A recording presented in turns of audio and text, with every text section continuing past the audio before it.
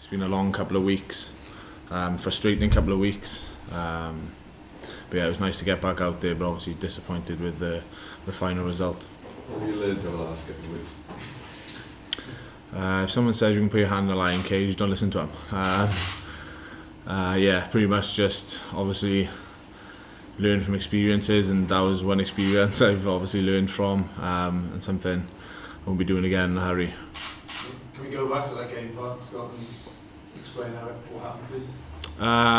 Yeah, we had gone to the reserve on a day off. The coaches had organised us to go there. We went there. The forwards had gone round the I don't know what you call it. It was game reserve, whatever it is.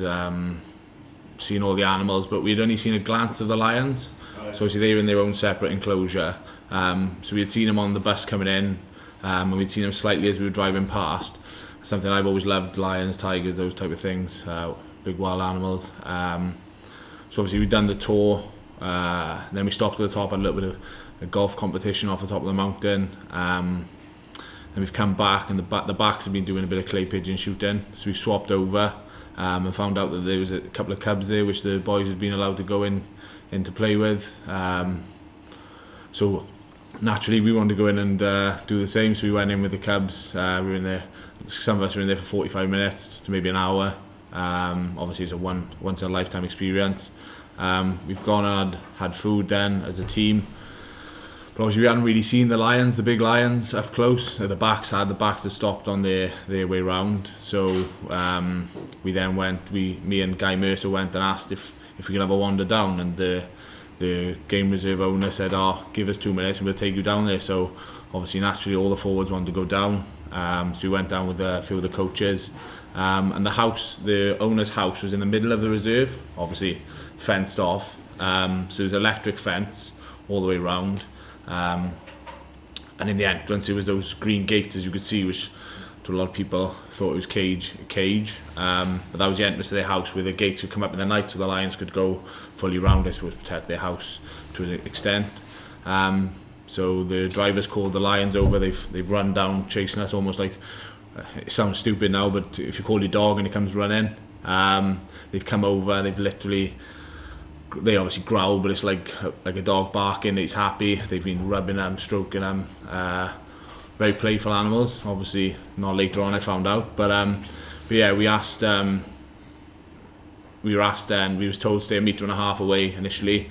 To then within 30 seconds, does anyone want to go in with them? So me, again being silly, said yeah, I'd love to. But we kind of stepped away from that pretty quickly. And we asked if we could stroke them.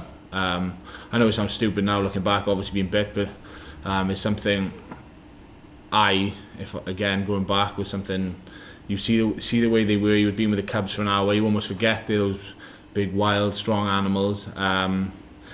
They said, yeah, just be careful. So obviously I petted the female one with no issues, no bites. And then just again got really comfortable. The big male sat down, stroking him on his head, and again, silly for me, turned around to give one of the boys my phone to take a picture, and he's obviously noticed I've turned away, and like the kings of the jungle, he's naturally taken a bite. Thankfully he let go, and on one of the cameras one the boys had, you could see after it was almost as if you tell a dog off and it like kind of knows it's done wrong. Obviously he hasn't done wrong for him, and like no one blames the lion. The lion is a natural predator and that's what he does. But look, his claw had my arm slightly, but it didn't go in deep because he had hit the cage.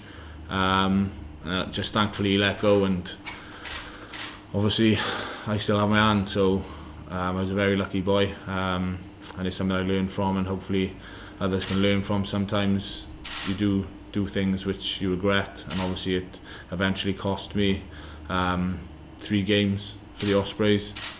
Initially we thought I'd be alright to play. Went back, stitched it up, but the following day woke up with it was an infection, so obviously I had to go to hospital, and that was the real issue, was the infection, not so much the bite, as mad as it sounds. So we went to the hospital. The surgeon said we have to take you straight down. There's a chance you could lose your hand. our doctor was giving me reassurance, look, your hand will be fine, it's just they have to give you that information. And then I had 4 operations in the course of a week, had 2 out in South Africa, flew back with an IV drip, straight to Princess of Wales where they were great, and then transferred to Morriston for plastic surgery, which thankfully I didn't need because the packing had been so full. When they took it out, the skin was very loose and able to stitch it up, but yeah, I was very lucky, and I think it only hit me the other night in bed how lucky I was. Like, I was out there and someone said you could lose your hand instantly, your career you think's gone, thinking about things you can do at new father, so thinking about things you can do with your son, how are you going to earn money, so to speak, all those things go through your head. And it was only the other night lying in bed where I actually realised how fortunate I was, and it puts things in perspective, just in everything in life in general, and yeah, just very fortunate. What was your immediate thought when it happened? Did you think, I've lost my hand here or something? Yeah, it obviously, when you see the video, it's very quick. It looks very quick, but for me it felt like a lifetime. It felt like I was staring into his soul. Thankfully Clarky grabbed me around the waist, he's let go, and just, he was reassuring, the words Clarky was saying to me. He said his first thing I seen was that your hand was still attached and I knew everything was going to be okay. But yeah, the surgeon said it was one of the most incredible things he's seen in terms of the bite's gone straight through my hand but didn't hit any tendons, any ligaments. It was almost as if it's gone through a surgical knife. And that's why initially we thought, when they checked the tendons in the hotel, that there wasn't going to be a major issue, and I was penciled in to keep it quiet and play on the Friday. You've become a bit of a global superstar as a result. What have the last few weeks been like? It's been a bit mad. There's been a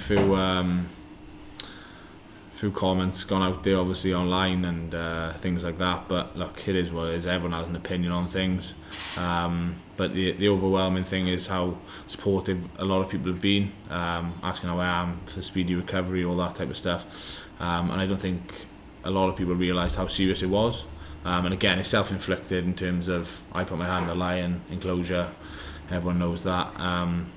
But yeah, it's just one of those things I want to get on with now and focus on getting my rugby back to where I want to be, and pushing us up the table. What do you could score? She didn't believe me first of all, and then she thought he was one of the Cubs, and then I sent her the picture, and she was a bit annoyed with me, to say the least. But yeah, she's obviously thankful. I don't think she realised how serious it was either until the morning after with the infection, because like I say, it was one of those things. When I first been bitten, we got back, we're like, oh, lucky escape, we've got away with it. But yeah, it all went downhill then the following day. Did you get a bit of post-traumatic stress in this? I mean, there must be, you know, when the penny drops, you think, Jesus Christ. I wouldn't say post-traumatic stress.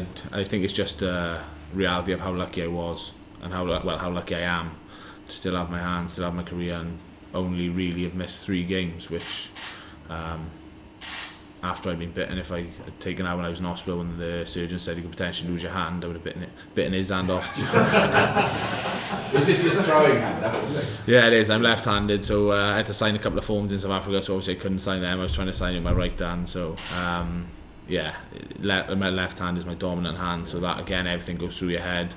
And even just having it strapped up for the week, being in the house, when I got out, it was frustrating, but that's probably when it came off is when I realised, like, you're frustrated over not being able to use your hand for a week. It could have been so much worse. So yeah, just thankful that I'm back playing now and on the mend.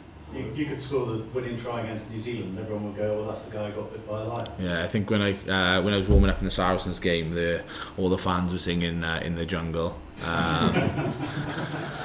yeah, it was a bit of humour, and look, people are going to be like that, and I enjoy it. It's a good laugh, and I'd be doing exactly the same if I was on the other side.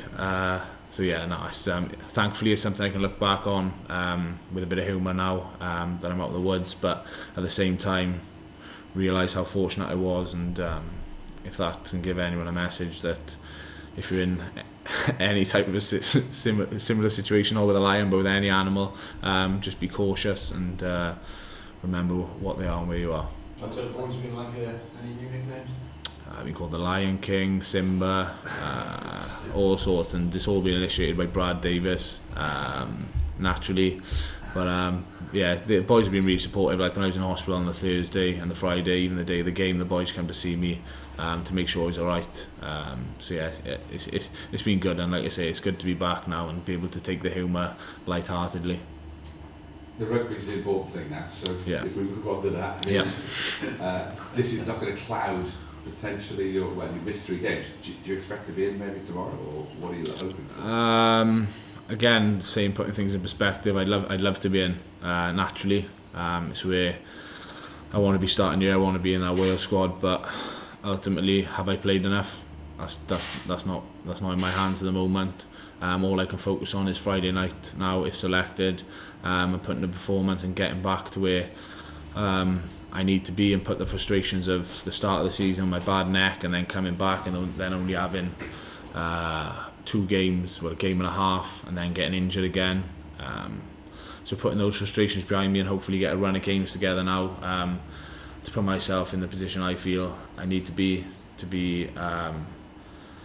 at my best, and it's probably somewhere I don't feel I've been over the last 12 months, through various things, niggles, injuries, personal performances, but that's something Clarkie's come in now as forward coach. He's been great for me, been really honest, and helped me in the areas I feel I need to be a little bit more consistent at, where I wasn't last year and I have been in previous years. So I feel I'm back to that point now. It's just about kicking on and becoming better every single game now I play in, and help transform that losing habit we're in the minute to putting in some wins and not just some good performances. Warren Gatt been in touch at all since? Yeah, I asked how the hand was and stuff. Gats is pretty shrewd character. Keeps everything close to his chest. And there's no surprises there, but like I say, it was check how the hand is, everything's fine, and that's that. And like I say, it's just about focusing on this Friday and then going game by game to get back to where I need to be. It's quite competitive for you. A lot of young good hookers, not just at your club, but Elliot D's another one coming through as well. Yeah, I think that's only good for Welsh rugby as a whole. Obviously there's new rules come in as well, and you look at the summer, I told Ryan Elias, first time I met him, real nice guy, real presence on the field. You got Scott Otten here, who's another outstanding prospect. I think sometimes people can forget about Scott because he doesn't play every game here, but I think Scott's an outstanding rugby player and great individual and someone I get on really well with. So yeah, I think there are the guys outside this region, but I think with it you have to look within the region as well. Like I'm constantly looking over my shoulder, myself and Sam and Scott are competing really hard, and I think that's only making us better players, and obviously players outside the region as well. If they're playing well, it's only going to bode well for the standard of hookers in Welsh rugby.